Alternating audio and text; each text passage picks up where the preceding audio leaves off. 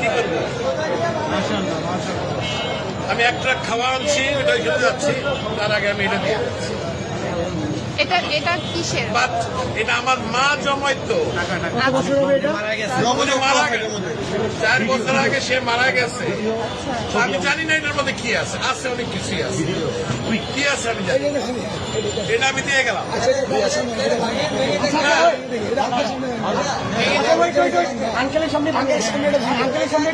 যা আছে আমি এক ট্রাক খাওয়া আনছি, এটা নিয়ে আমি এখন ওইখানে যাচ্ছি। না, আমার মা মারা গেছে।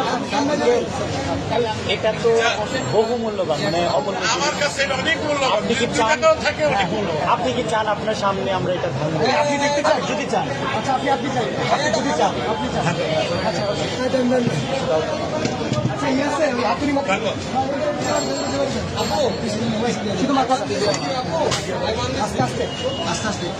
বাচ্চারা দেয় সাইকেলের পয়সা, আমার বয়স কিন্তু 65। আপনি চান তো আপনি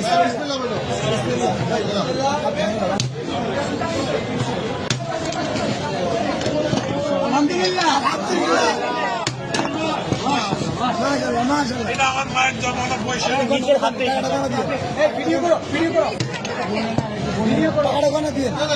বলতে হবে না, আপনি এখানে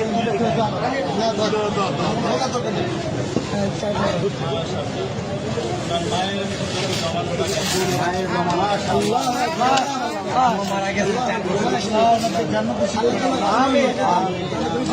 জন্য দোয়া করবেন, এটা আমার বড় ভাই।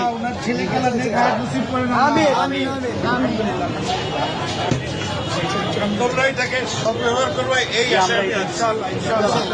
ইনশাআল্লাহ আমাদের জন্য দোয়া করবেন। নিশ্চয়ই আল্লাহ আপনার নিশ্চয়ই। আঙ্কেল, আপনাকে ধন্যবাদ আমাদের বৈষম্য বিরোধী ছাত্র আন্দোলনের উপর ভরসা রাখার জন্য।